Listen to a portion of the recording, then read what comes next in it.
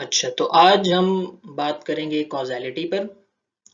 कॉज़ैलिटी क्या है कि कॉज़ प्रीसीड्स इफ़ेक्ट, यानी कि कॉज़ हमेशा इफ़ेक्ट से पहले अकर करती है। ये हम अपनी डेली लाइफ में हमेशा देखते हैं कि कोई भी इफ़ेक्ट जब अकर करता है तो उसकी जो कॉज़ है वो पहले अकर करती है। मिसाल के तौर पर फ़र्ज़ कीजिए एक अंडा है, वो जब टूटता है उस पर आप ज़र्ब लगाते हैं तो ज़र्ब आपको पहले लगानी पड़ती है और वो टूटता बाद में है, यानी कॉज़ जो ज़र्ब लगाना है ये कॉज़ है, अंडे का टूटना इफ़ेक्ट है। तो कॉज़ पहले अकर करती है, इफ़ेक्ट बाद में अकर करता है। हमारी दुनिया इस तरह से कंस्ट्रक्टेड है कि हमेशा कॉज पहले ही अकर करेगा और इफेक्ट बाद में ही अकर करेगा। लेकिन आखिर ऐसा क्यों है कि हमेशा कॉज ही पहले अकर करती है और इफेक्ट बाद में अकर करता है? ऐसा क्यों नहीं हो सकता कि इफेक्ट पहले अकर कर जाए, कॉज बाद में अकर कर जाए? कोई ऐसी दुनिया हो जहां अंडा पहले टूट जाए, जो उसकी यानी इफेक्ट पहले अकर कर जाए, उसकी जो कॉज है जर्ब लगाना वो बाद में अकर करे। आपको अपने अमाल का जो नतीजा है वो पहले मिल जाए और आप अमाल बाद में करें। आखिर इसमें गलत क्या है? आफ्टर ऑल हमें तो सिर्फ ये पता होना चाहिए कि हाँ, अंडा टूटा क्यों है। कोई इफेक्ट अकर कर रहा है, हमें बस ये पता होना चाहिए कि उसका उसकी कॉज क्या है। कॉज पहले आए बाद में आए, उससे हमें कोई गरज नहीं है। कि कॉज अगर बाद में भी आ रही है तो ठीक है, कॉज है तो सही। ये बात सेंसिबल लगती है कि ठीक है, कोई इफेक्ट अकर कर रहा है, उसकी कोई कॉज है जो कि बाद में आएगी। ऐसी दुनिया हो सकती है, पॉसिबल है। लेकिन हमारी दुनिया जो है, यहाँ कॉज हमेशा इफेक्ट से पहले आता है। इसकी वजह क्या है? तो इसकी इसकी मिसाल के तौर पर भी आप देख सकते हैं। देखिए, जो ह्यूमन जो हमारे हमारे जो इंसानी मामलात हैं उनमें आप आमतौर पर देखते हैं कि हम खुद से अरेंज कर लेते हैं चीज़ों को और इफेक्ट को पहले अकर करवा देते हैं, कॉज को बाद में अकर करवा लेते हैं। मिसाल के तौर पर जो मोबाइल कंपनीज हैं, उनके जो पोस्ट पेड कस्टमर्स हैं वो पैकेज पहले हासिल कर लेते हैं, पे बाद में करते हैं। इसी तरह जब आप मोबाइल से लोन लेते हैं तो आप बैलेंस पहले हासिल कर लेते हैं, आप उसको उसको पे बाद में करते हैं। यानी इफेक्ट पहले कर जाता है, उसकी कॉज बाद में आती है। तो खैर, इंसानी मामलात में तो ये चीज़ें हम खुद से अरेंज कर सकते हैं, लेकिन नेचर के अंदर इफेक्ट पहले अकर क्यों नहीं करता? हमेशा कॉज ही पहले क्यों अकर करती है? एक ऐसी दुनिया जहां अंडा पहले टूट जाए और उसको जर्ब बाद में लगानी पड़े, वो पॉसिबल क्यों नहीं है? तो उसके लिए हम एक मिसाल देखते हैं कि फर्ज कीजिए एक आदमी है, वो किसी दूसरे आदमी को शूट करता है। पहले आदमी ने गोली चलाई, दूसरे आदमी को लगी, उसकी डेथ हो गई। फर्ज करते हैं जो शूटिंग टाइम है, पहले आदमी ने जब शूट किया उस वक्त time t is equal to 0 second था, और उसके बाद जब जो दूसरा आदमी जिसकी डेथ हुई है वो फर्ज करते हैं t is equal to 10 seconds पर उसकी डेथ होती है, 10 सेकेंड में उसकी डेथ हो जाती है। ये आपके पास देख रहे हैं, ये टाइम एक्सेस है सेकेंड्स में। तो अब यहाँ पर कॉज है कि शूटिंग, ये जो शूटिंग है, जो पहले आदमी ने गोली चलाई है, ये कॉज है, और दूसरे आदमी का मर जाना, उसकी डेथ हो जाना, ये इफेक्ट है। अब हम देखते हैं कि अगर इफेक्ट पहले अक्कर करे और कॉज बाद में अक्कर करे तो आखिर ये इम्पॉसिबल क्यों है? आखिर ये सेंसलेस क्यों है? क्यों इफेक्ट कॉज से पहले नहीं आ सकता? अच्छा, तो चले फर्ज करते हैं कि जो डेथ है वो पहले हो जाती है, दूसरा आदमी पहले मर जाता है, time t is equal to 0 second पर डेथ हो जाती है, और शूटिंग जो है वो बाद में होती है, time t is equal to फर्ज करें 10 सेकेंड पर।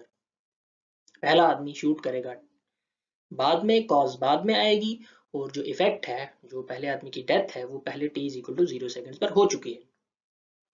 अच्छा, अब फर्ज करते हैं कोई तीसरा आदमी है जिसको इस सारे प्रोसेस का पता है कि इस सारे मामले में जो डेथ है, जो इफेक्ट है, वो पहले अकर कर रहा है, और उसकी कॉज जो शूटिंग है वो बाद में अकर करनी है। Time t is equal to 0 second पर डेथ हो चुकी है। अब उसे पता है कि t is equal to 10 second पर जो पहला आदमी है उसने शूट करना है। तो अब इससे क्या होता है, जब भी इफेक्ट कॉज से पहले अकर करता है तो इफेक्ट और कॉज के दरमियान का जो टाइम है, ये टाइम आपको मिल जाता है उस कॉज को एलिमिनेट करने के लिए। अब यहाँ पर ये कॉज कैसे एलिमिनेट की जा सकती है? मिसाल के तौर पर जो तीसरा आदमी है जो इस सारे प्रोसेस के बारे में जानता है, वो 10 second t is equal to 10 second से पहले पहले वो उस दूसरे आदमी को जाकर शूट कर दे, उस दूसरे आदमी को मार दे। तो क्या होगा, t is equal to 10 second पर वो आदमी बचेगा ही नहीं शूट करने के लिए, गोली चलाने के लिए। तो कॉज तो एलिमिनेट हो गई, इफेक्ट तो पहले अकर कर चुका, वो पहले वाला आदमी तो पहले ही t0 सेकंड पर वो मर चुका है। लेकिन जो कॉज थी, जो पहले आदमी का गोली चलाना था जिसने t10 सेकंड पर अकर करना था, वो तो कॉज एलिमिनेट कर दी गई।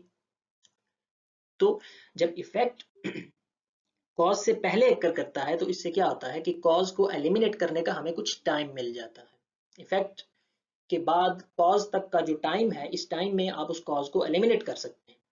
अब इससे क्या होता है, इसका रिजल्ट क्या है? इसका रिजल्ट ये है कि इफेक्ट अकर कर चुका है विदाउट एनी कॉज, कॉज है ही नहीं, कॉज खत्म हो गई, लेकिन इफेक्ट तो पहले ही अकर कर चुका है टाइम t0 सेकंड पर। अब ये तो पॉसिबल नहीं है। देखिए, अगर तो ऐसा हो कि कोई इफेक्ट अकर करता है, अंडा टूटता है, उसकी जो कॉज है कि आपने जर्ब लगाई, आपको सिर्फ ये पता होना चाहिए कि अंडा आखिर टूटा क्यों है। अब उसकी जो कॉज है वो चाहे पहले आए चाहे बाद में आए, चाहे आपको जर्ब पहले लगानी पड़े या उसके बाद लगानी पड़े, अंडा टूटने के बाद लगानी पड़े, उससे कोई फर्क नहीं पड़ता। वो सेंसिबल है कि हाँ ठीक है, कोई ऐसी दुनिया हो सकती है जहां आप आपके इफेक्ट्स पहले अकर कर रहे हैं और आप बाद में उनका जो है वो उनकी उनकी कॉज अकर करती है, आप बाद में जर्ब लगाते हैं अंडे को। लेकिन ये सेंस नहीं रखता कि कोई इफेक्ट कॉज के बगैर अकर कर जाए। इफेक्ट अकर कर चुका है, कॉज है ही नहीं, तो ये पॉसिबल नहीं है कि जो इफेक्ट है उसकी कोई कॉज हो ही नहीं। तो ये वजह वजह है कि इफेक्ट जो है वो कॉज से पहले अकर नहीं कर सकता। होता क्या है, इफेक्ट जब फर्ज करें अगर इफेक्ट कॉज से पहले अकर करता भी है, तो वो जो दरमियान का टाइम है, इफेक्ट से कॉज तक का जो दरमियान का टाइम है, उसमें आप उस कॉज को एलिमिनेट कर सकते हैं। और रिजल्ट क्या होगा? रिजल्ट होगा an effect occurring without any cause. So चूंकि ये पॉसिबल नहीं है, तो हम ये कहते हैं कि इफेक्ट जो है वो कॉज से पहले अकर नहीं कर सकता, हमेशा कॉज ही इफेक्ट से पहले अकर करेगी, और इसी को हम कॉजेलिटी भी कहते हैं। Cause precedes effect, effect can't precede cause. तो ये देखिए, if the effect occurs before cause, then there would be the time available for eliminating the cause, resulting in an effect occurring without any cause, which is not possible. So cause always occurs before effect. अच्छा, अब कुछ बात करते हैं causality की Newtonian और relativistic mechanics में। Relativistic mechanics में हमें ये पता है कि जो टाइम ऑर्डरिंग है दो इवेंट्स की, वो फ्रेम डिपेंडेंट है, वो फ्रेम पर डिपेंड करती है। जैसा कि आप साइमल्टेनिटी के कॉन्सेप्ट्स पढ़ते हैं, एक फ्रेम में कोई से दो इवेंट साइमल्टेनियस होते हैं, किसी दूसरे में नहीं होते। एक फ्रेम में उनके दरमियान जो टाइम इंटरवल है वो 0 है, किसी दूसरे फ्रेम में नहीं है। यानी कि इसी तरह से ऐसा भी हो सकता है कि कोई से दो इवेंट्स हैं, वो फर्ज करें इवेंट 1 इवेंट 2 से पहले अकर करता है किसी एक फ्रेम में, और किसी दूसरे फ्रेम के लिहाज से इवेंट 2 इवेंट 1 से पहले अकर कर जाता है। ऐसी बातें जो है वो रिलेटिविटी थ्योरी में आमतौर पर पढ़ी जाती हैं। तो आप ये देखिए कि रिलेटिविटी थ्योरी में हम सिर्फ उन इवेंट्स को कॉजली कनेक्ट कर सकते हैं जिनकी टाइम ऑर्डरिंग जो है वो एब्सोल्यूट है। कॉजली कनेक्ट करने का मतलब क्या है? कॉजली कनेक्ट करने का मतलब है आपके पास दो इवेंट्स मौजूद हैं, आप ये कहें कि एक इवेंट कॉज है, दूसरा उसका इफेक्ट है।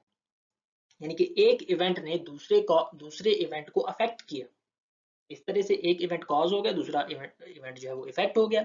इसे कहते हैं दो इवेंट्स को कॉजली कनेक्ट करना। अब देखिए, ऐसे दो इवेंट्स जिनकी टाइम ऑर्डरिंग एब्सोल्यूट नहीं है, यानी कि वो फ्रेम इंडिपेंडेंट नहीं है, वो फ्रेम डिपेंडेंट है। एक फ्रेम में जो है वो फर्ज करें दो इवेंट्स हैं, आप एक इवेंट 1 को कॉज कह देते हैं, इवेंट 2 को इफेक्ट कह देते हैं। अब रिलेटिविटी थ्योरी में एक फ्रेम में वो कॉज जो है इवेंट 1, वो इफेक्ट से पहले अकर कर रहा है, इवेंट 2 से पहले अकर कर रहा है इवेंट 1। लेकिन कोई और फ्रेम होगा जिसमें इवेंट 2 यानी कि इफेक्ट जो है वो इवेंट 1 यानी कि कॉज से पहले अकर कर रहा है। यानी कि एक फ्रेम में कॉज इफेक्ट से पहले अकर करती है, किसी दूसरे फ्रेम में इफेक्ट कॉज से पहले अकर कर जाता है। अब ये तो पॉसिबल नहीं है, जैसा कि हमने पीछे देखा कि जो इफेक्ट है वो कॉज से पहले अकर नहीं कर सकती। इसे कहते हैं कॉजेलिटी का वायलेट होना, कि इफेक्ट कॉज से पहले अकर कर गया। कॉजेलिटी वायलेट नहीं हो सकती। सो आप उन इवेंट्स को जिनकी टाइम ऑर्डरिंग एब्सोल्यूट नहीं है, एक फ्रेम में वो उनकी टाइम ऑर्डरिंग कुछ और है, एक इवेंट पहले अकर करता है दूसरा बाद में, और किसी और फ्रेम में ये टाइम ऑर्डरिंग रिवर्स हो जाती है। ऐसे इवेंट्स को आप कॉज एंड इफेक्ट नहीं कह सकते, इनको आप कॉजली कनेक्ट नहीं कर सकते, क्योंकि ऐसे इवेंट्स जो हैं वो किसी दूसरे फ्रेम में इफेक्ट को कॉज से पहले अकर करवा रहे होंगे, जिससे कॉजलिटी जो है वो वायलेट हो जाएगी, और कॉजलिटी जो है वो वायलेट नहीं हो सकती, ये हम पीछे देख चुके हैं।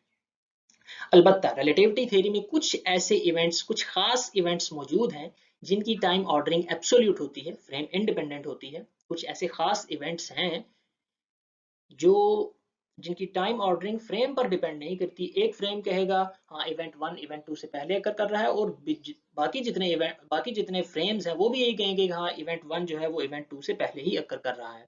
ऐसे इवेंट्स को आप कॉजली कनेक्ट कर सकते हैं, आप कह सकते हैं कि हाँ हो सकता है जो इवेंट 1 है वो इवेंट 2 की कॉज हो, इवेंट 2 जो है उसका इफेक्ट हो, आप कह सकते हैं। ये इवेंट्स जो हैं वो कॉजेलिटी को वायलेट नहीं करेंगे, क्योंकि इनकी टाइम ऑर्डरिंग एब्सोल्यूट है, वो फ्रेम पर डिपेंड ही नहीं करती। So only those events can be causally connected whose time ordering is absolute frame independent. Relativistic mechanics के अंदर वो खास इवेंट्स जिनकी टाइम ऑर्डरिंग फ्रेम पर डिपेंड नहीं करती, उनको आप कॉज एंड इफेक्ट कह सकते हैं। वो एक दूसरे का कॉज एंड इफेक्ट हो सकते हैं, कॉजली कनेक्ट किए जा सकते हैं। और ऐसे इवेंट्स जो हैं वो एक लाइट कोन के अंदर लाई कर रहे होते हैं। खैर वो एक ज़्यादा रिलेटिविस्टिकली रिगरस सिचुएशन है, मैं उसको यहाँ पर डिस्कस नहीं करूँगा। वो खास इवेंट्स एक्चुअली एक लाइट कोन के अंदर लाई करते हैं। वो जो इंटरेस्टेड रीडर्स हैं वो किसी अच्छी रिलेटिविटी की किताब से पढ़ सकते हैं उसको। तो अलबत्ता न्यूटोनियन मैकेनिक्स की अगर हम बात करें, तो न्यूटोनियन मैकेनिक्स में चूंकि जो टाइम ऑर्डरिंग है वो एब्सोल्यूट है, वो फ्रेम पर डिपेंड नहीं करती। कोई से भी दो इवेंट्स आप लें, न्यूटोनियन मैकेनिक्स में जो साइमल्टेनिटी, रिलेटिविटी ऑफ साइमल्टेनिटी है, या टाइम ऑर्डरिंग का जो चेंज होना है, फ्रेम डिपेंडेंट बनना है, उसका कोई कॉन्सेप्ट नहीं है। टाइम ऑर्डरिंग जो है वो तमाम फ्रेम्स के लिहाज से सेम है। अगर इवेंट 1 इवेंट 2 से पहले अकर करता है तो तमाम फ्रेम्स के लिहाज से इवेंट 1 इवेंट 2 से पहले ही अकर करेगा। For all pairs of events, कोई से भी दो इवेंट्स हों, उनकी टाइम ऑर्डरिंग जो है वो तमाम फ्रेम्स में सेम रहेगी। लिहाजा कोई से भी दो इवेंट्स जो हैं उनको आप कॉज एंड इफेक्ट कह सकते हैं न्यूटोनियन मैकेनिक्स में, क्योंकि उनकी जो कोई भी ऐसा फ्रेम नहीं होगा जिस जो ये कहे कि हाँ, अगर एक फ्रेम ये कह रहा है कि हाँ कॉज इफेक्ट से पहले अकर करता है, तो कोई दूसरा ऐसा फ्रेम नहीं होगा कि जो ये कहे कि हाँ इफेक्ट कॉज से पहले अकर कर रहा है, टाइम ऑर्डरिंग रिवर्स हो जाए। ऐसा कोई फ्रेम नहीं होगा for all pairs of events. So causality कभी भी न्यूटोनियन मैकेनिक्स में जो है वो वायलेट नहीं होगी, इफेक्ट कॉज से पहले अकर नहीं करेगा। आप कह सकते हैं कि any two events can be causally connected in Newtonian mechanics as time ordering is absolute for all pairs of events.